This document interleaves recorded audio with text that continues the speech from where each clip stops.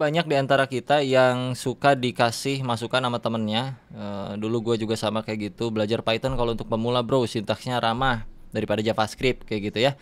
Jadi gue bakal coba kasih lihat ke kalian gaya ngoding antara keduanya itu kayak gimana kurang lebih. Tapi ini yang basic-basic aja ya untuk menunjukkan perbedaan sintaks atau stylenya, gaya kita nulis kodenya kayak gimana di JavaScript dan juga di Python. Jadi kita langsung aja masuk ke videonya. Dan mungkin ini agak sedikit memakan waktu karena gua akan ngoding per bagian yang menurut gua kayak kerasa banget bedanya. Jadi let's go.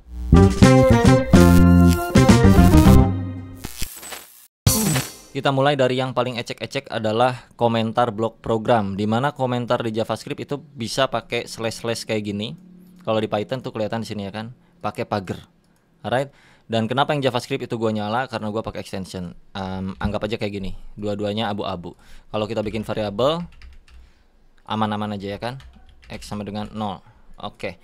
Nah tapi kalau di Python lu kasih kayak slash gini atau garis miring itu nggak bisa, muncul error ya kan. Kalau di JavaScript pakai pagar juga nggak bisa, nggak boleh. Di mana ya? Gue kayak pernah lihat JavaScript komentar bloknya tuh pakai pagar.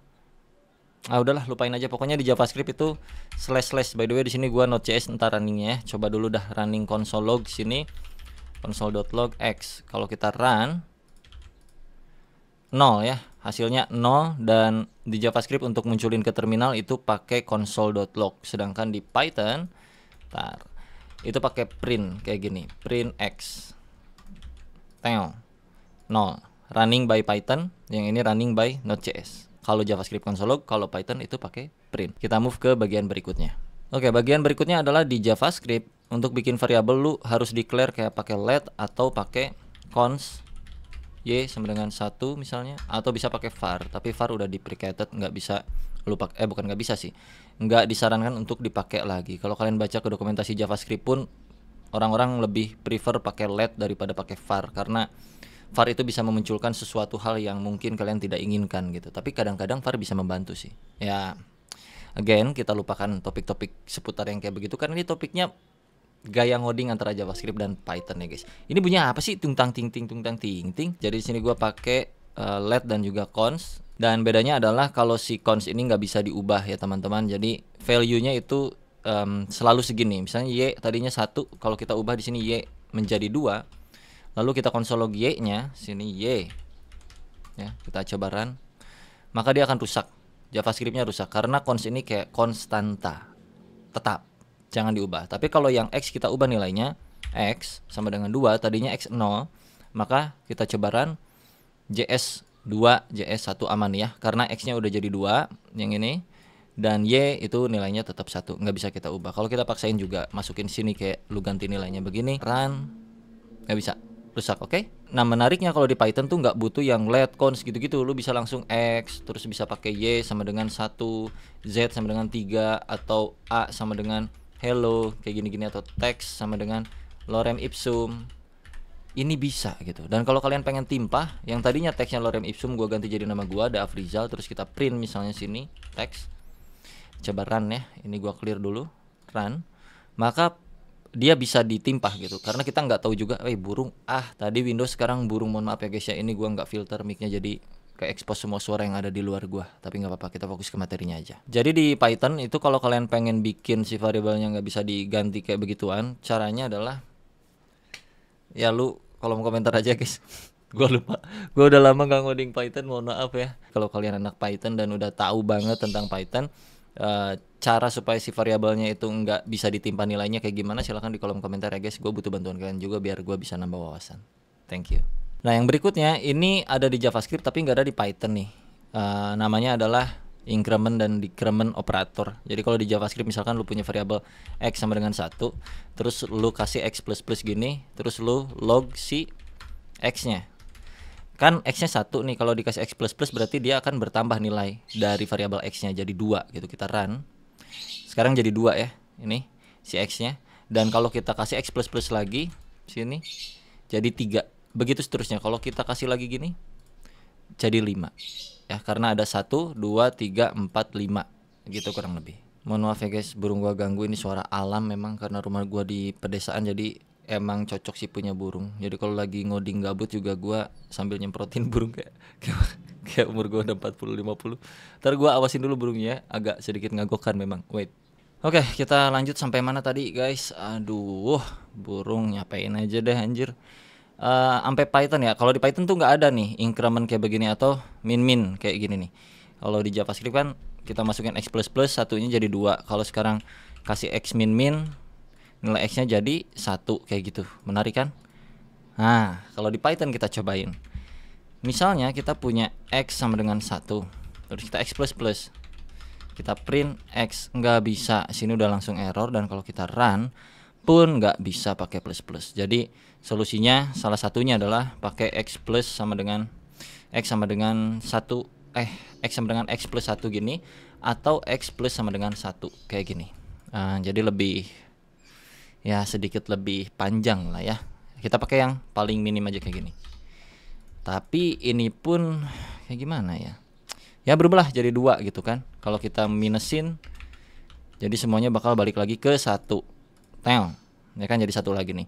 X sama dengan 1, terus X ditambah 1 jadi 2, X dikurangin lagi 1 jadi 1. Kita print X-nya.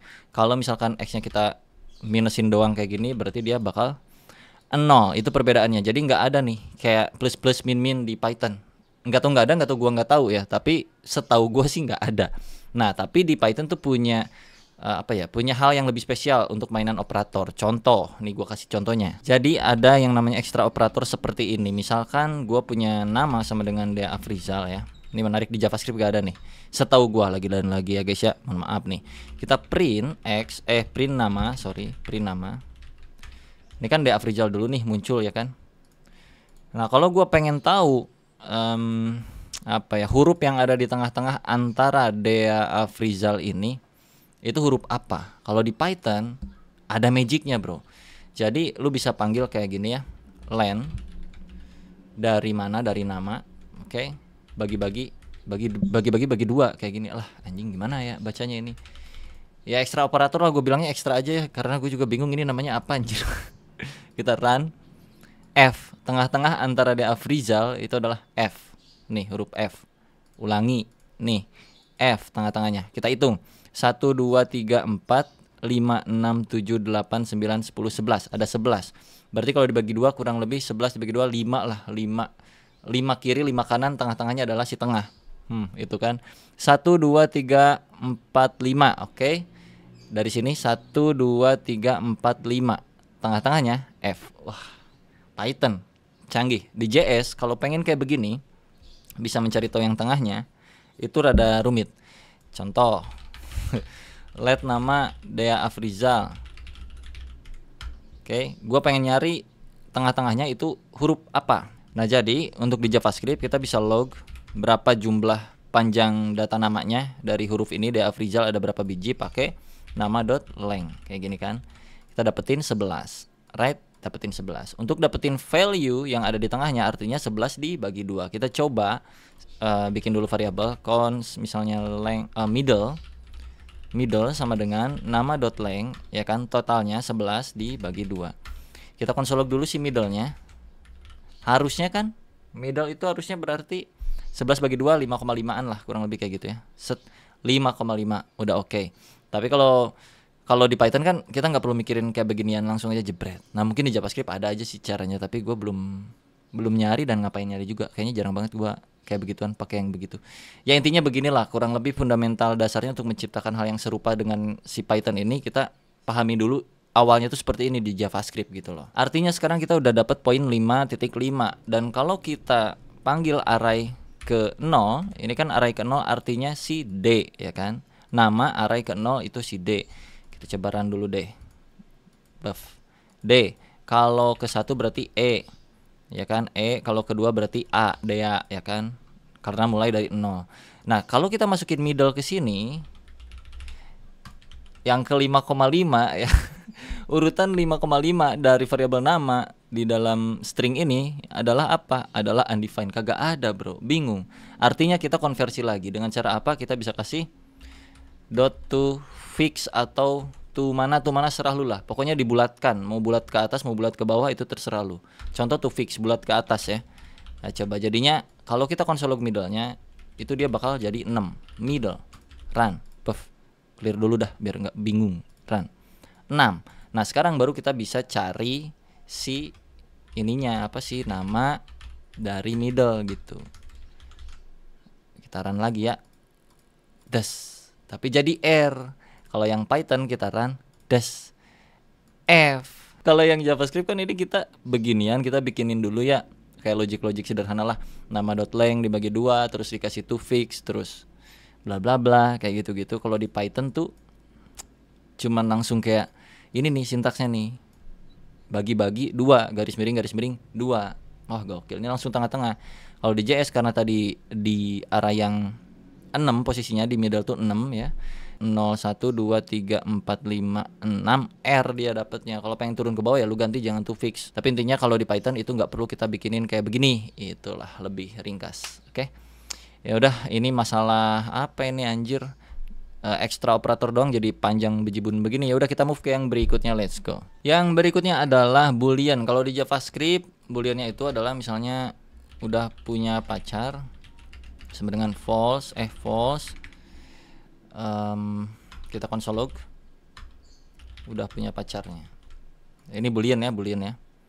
Udah punya pacar, false nilainya. Kalau kita ganti F-nya gede, rusak, nggak bisa. Nah, kalau di Python itu F-nya gede, guys. Ini gua copy sini ya.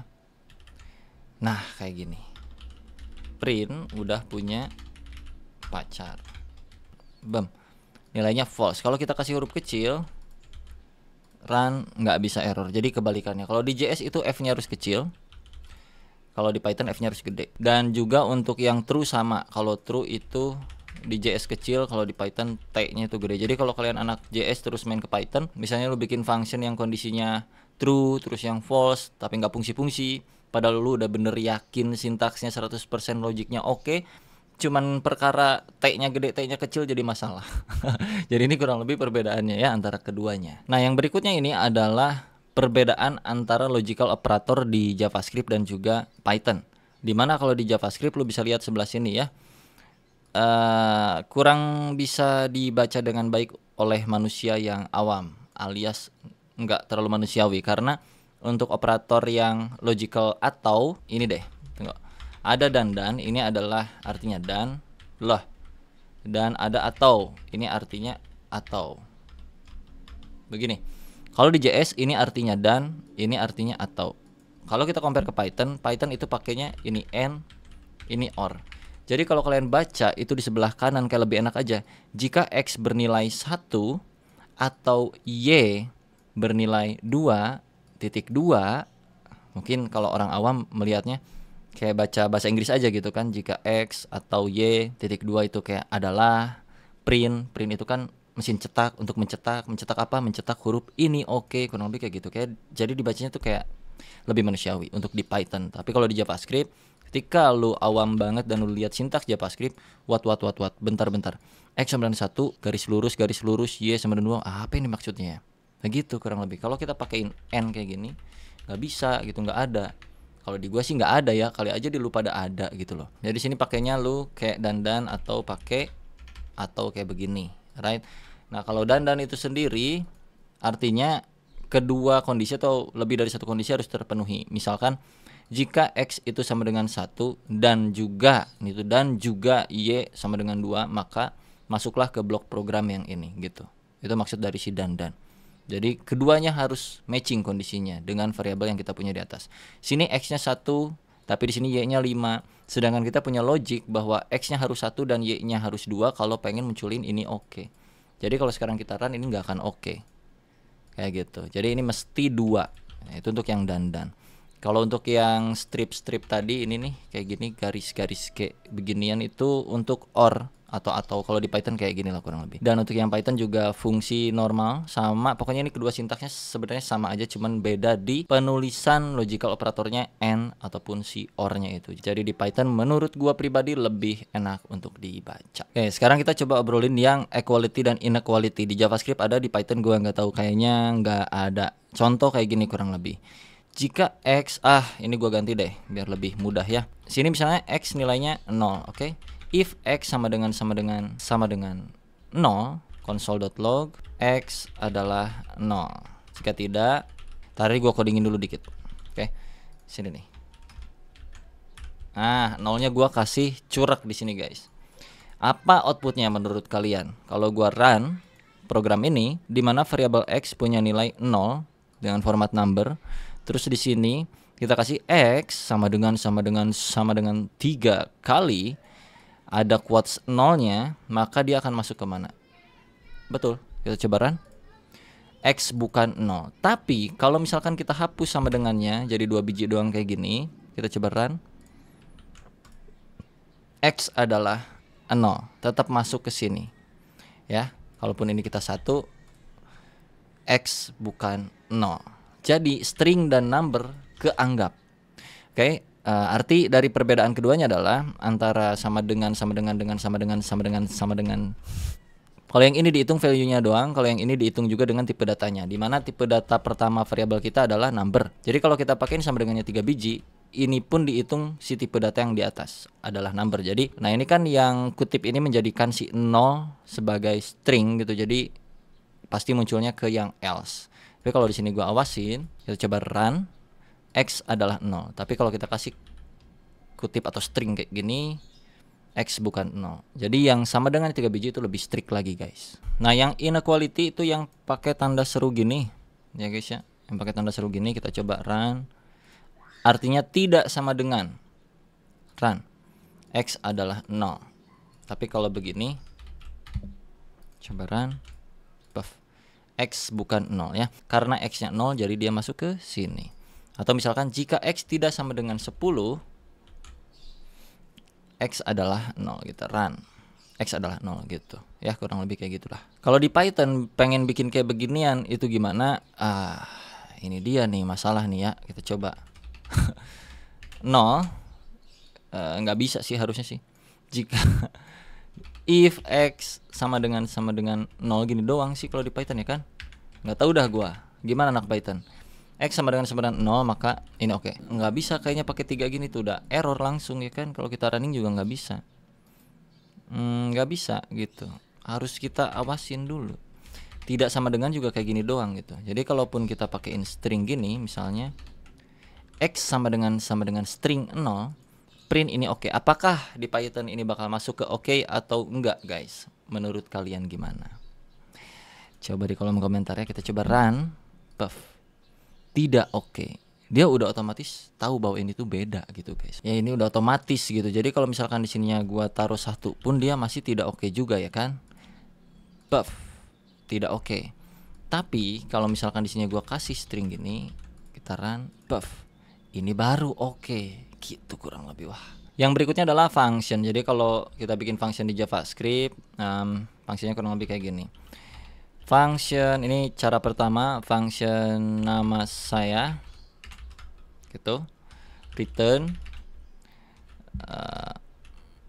name gini. Terus kita panggil nama sayanya Dea Afrizal. Terus kita console log ya, cons nama, log nama. Coba run. Dea Afrizal. Ini untuk function di JavaScript kayak gini, atau pakai yang raw function. Pakai cons kayak gini. Parameternya lu tangkep, lu jadiin kayak gini sama aja. Coba run lagi. Ini clear. Buff. Dea Afrizal. Nah, kalau di Python itu kayak gimana? Ini jauh beda sama yang di JavaScript sih. Jadi lu pakai def kayak gini. Def tuh mungkin definisikan, mungkin gitu ya. Gua nggak tahu sih. Definition. Kayaknya definition deh. Def nama saya ya. Nama saya .2, alright, .2 return dari parameternya misalnya di sini naruhnya tuh name ya kan, samain aja kayak yang ini nih, nama saya name, cuman formatnya kayak gini, return name, that's it. Tinggal kita panggil print nama saya Dea Afrizal, atau gua keluarin biar adil, biar fair, sama nama sama dengan gitu, terus kita print nama. Kita coba run. Ini running by Python Dea Afrizal, ini running by Node Dea Afrizal. Jadi sama aja kurang lebih kayak gini. Perbedaannya itu ada di awalannya. Ini pakai def gitu. Oke, yang berikutnya adalah objek. Agak sedikit berbeda untuk objek. Jadi misalnya di JavaScript lu punya objek data yang isinya ada name, Deafrizal, ada age misalnya, gua umurnya 15 misalnya, taruh aja kayak gitu ya. Terus salary, taruhlah gua segini salarynya, right? Nah untuk memanggilnya tinggal console.log data kayak gini. Nah, kita clear, run, nama Deafrizal bla bla bla bla bla bla di JavaScript seperti ini. Kalau kita pengen masuk ke dalam age, tinggal data.age. Taran, maka 15 age-nya, usianya, ya kan. Salary berarti salary kayak gini. Kita coba run buff. Ini salary-nya. Ya, dan juga bisa pakai yang kayak gini. Data.age run 15, sama aja kayak sebelumnya. Salary pakai array terus pakein string gitu untuk nama key-nya apa, lu bisa running juga, ya kan? Sama. Nah, kalau di Python itu agak sedikit berbeda. Gua akan coba copy ini terus gua tempel sini. Gak usah pakai cons, langsung objek seperti ini. Di Python si key-nya itu harus pakai string, jadi nggak bisa polosan kayak di JavaScript begitu. Kita pakaiin string kayak gini, quotes, right? Dan untuk pemanggilannya print data sama kayak sebelumnya. Kita run, muncul. Tapi untuk masuk ke dalamnya itu nggak bisa print data dot. Nah data dot itu munculnya kayak beginian. Banyak function bawaannya Python. Kita nggak bisa langsung masuk ke dalam name, age, salary kayak di JavaScript yang versi ini. Itu nggak bisa. Caranya kita pakai seperti yang di JavaScript, pakai yang array, pakein string kayak gini, age, name atau apa gitu, serah lu. Lu coba run, Deafrizal muncul. Ini dari versi Python ya. Kurang lebih untuk si objek seperti itu guys. Oke, yang terakhir itu bonus ya, dimana bonusnya adalah yang ada di Python dan tidak ada di JavaScript. Mungkin tidak ada sih di JavaScript. Yang di Python itu sendiri ada yang namanya range ya guys. Jadi kalau kalian punya variabel misalnya 1 to 10 gini, sama dengan range 10 gitu ya. Terus kita print 1 to 10. Kita coba run, buff, range 0 sampai 10. Maksudnya apa bang? Ini tuh kayak lu apa ya, ngasih value dari 0 sampai 10, atau pengen dikasih value 2 sampai 15 misalnya gitu. Range, ada range. Kalau di JS gak ada range 2 sampai 15. Jadi ketika 1 to 10 atau ini gue ganti deh ya, my range, my underscore range, pakai underscore kalau di Python by the way, ya kan? Kalau nggak salah gitu kan, my range gitu. Yang kelima maka kita run. Oke, dapat 7 ya. Dari 2 ke 15, array kelimanya adalah 7. Biar nggak bingung, kita coba dari 2 sampai 5 aja. Terus kita ambil array ke 0-nya, itu harusnya nilainya 2. Coba run. 2. Kalau yang ke satunya itu berarti 3, bener gak? Kita clear dulu, run.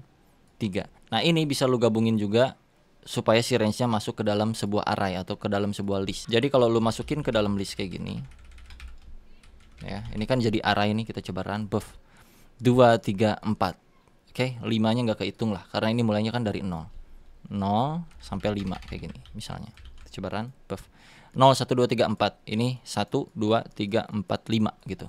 Sebanyak 5 data. Ya, ini ada 5 data. Nah, kerennya adalah kita bisa kombinasiin kayak serah lu kayak begini. Buff. Ya kan, 2, 3, 4, 5, 6, 7, 8, 9, dan kita bisa skip juga nih. Misalnya dari 2 ke yang berikutnya itu pengen ngajeleng sebanyak 2 biji. Jadi lu tinggal masukin di sini, 2 gitu. Jadi parameter ketiganya adalah skipnya atau gapnya antara data 1 ke data yang lainnya. Data 1 ke 2 ke 3 ke 4 kayak gitu. Kita coba run. Ini berarti munculnya harusnya 2, 4, 6, 8 kayak gitu-gitu harusnya. Run, buff. 2, 4, 6, 8, betul? Kalau misalkan dari 0 sampai 10 itu gua ajelengin 5, artinya yang muncul adalah, kita coba clear, 0 dan 5, ya kan? Atau kalau 2 berarti 0, 2, 4, 8, 6 bla bla bla kayak gitu. Kalau gua kasih 4 berarti 0, 4, 8 kayak gitu. Gapnya. Alright, nah gokil kan? Jadi kayak gini. Ini X, itu artinya kalau satu parameter dia dari 0 sampai ke X. Kalau dia XY artinya berarti dari X sampai ke Y. Kalau dia XYZ artinya dia dari X sebanyak gapnya sebanyak Z sampai ke Y, kayak gitu kurang lebih. Beginilah. Tapi intinya ini keren banget ya, karena gue di JavaScript gak bisa pakai beginian nih. Harus pakai cara akal-akalan gue aja kayak gitu. Oh ya, dan di sini lu bisa gabungin juga pakai si bagi-bagi dua kayak gini tadi. Ya, artinya 10 jumlah data, tapi kita ambil tengah-tengahnya adalah berarti 5 data. Kalau lu run di sini lu dapetin 0, 1, 2, 3, 4. Kalau misalkan ada 1000 data atau 100 data, berarti cuman sampai 50 ya kan. Coba clear puff. Cuman sampai 50 data. Dari 0 sampai 49 berarti 50 data. Jadi udah kayak gini kita bisa dapetin dummy data dari 0 sampai 100. Terus lu nggak perlu totalin length dari si variabelnya berapa dibagi 2 kayak gitu, langsung aja puff kayak begini. Anjir, gokil pisan ya kan Python gitu loh. Itu bonus yang pertama, dan ini bonus yang terakhir di Python nih. Ada lagi ya. Contoh misalkan gue punya variabel kayak gini, deskripsi, sama dengan saya sangat hobi ngoding dari zaman kapan sampai zaman kapan. Gak tahu dah. Pokoknya cinta banget sama ngoding. Nah, di sini ada yang namanya itu count. Jadi kalau di Python lu print deskripsi.count, lu bakal bisa dapetin berapa jumlah string yang ada di dalam variabel deskripsi. Karena deskripsi.count itu untuk mencari berapa biji sebuah string muncul di dalam si variabelnya. Contoh di sini gue pengen cari string hobby, ya kan? Sini hobby ada 1 ya. Kalau kita run berarti dia harusnya 1. Ada 1. Nah, perhatikan di sini ngoding itu ada 2 biji, ya kan? Ada yang ini, ada yang ini. Berarti harus muncul 2. Kita coba. Gue pengen cari ngoding itu ada berapa biji sih di dalam satu paragraf ini misalnya gitu kan. Kita coba run, puff. Ada 2, udah sesuai. Ataupun mau spesifik hurufnya doang, taruhlah di sini S. Ada berapa jumlah huruf S di dalam variabel deskripsi? Kita coba run lagi. 3. 1, 2, 3 S. Emang iya ya 3 ya? Kayaknya enggak deh. Kita coba tambahin 1 lagi ya. Saya. 1, 2, 3. Nambah lagi 3 biji, harusnya berarti menjadi 6. Kita coba run ya. Puff. Oh ya bener deh. Ya, kalau yang lain misalnya P kayak gini. Puff. 4 biji. Dan kalau kita nggak masukin apa-apa, apa yang terjadi? Gua nggak pernah sih. Ngapain juga ya? Kita coba run. Puff. Oh, kalau nggak gue baru tahu ya. Kalau nggak kita masukin apa-apa, berarti total semuanya gitu, kayak .lang aja. Sama nggak sih kayak .lang? .lang kayak gini, len deskripsi sama nggak sih? 121 kita coba. 120. Gua coba dikit dulu deh. 2 biji AA. 3. Dari mana 3 ya? Tapi ya kurang lebih kayak gitu perbedaan gaya ngoding di JavaScript dan di Python. Memang ini nggak mencangkup untuk semuanya, tapi seenggaknya biar kalian ada gambaran lah kalau ngoding Python tuh kayak gitu. Nanti ke depannya kalau ngoding JavaScript tuh kayak gitu. Ya, jadi semoga bermanfaat videonya. Sampai jumpa di video berikutnya. Bye bye.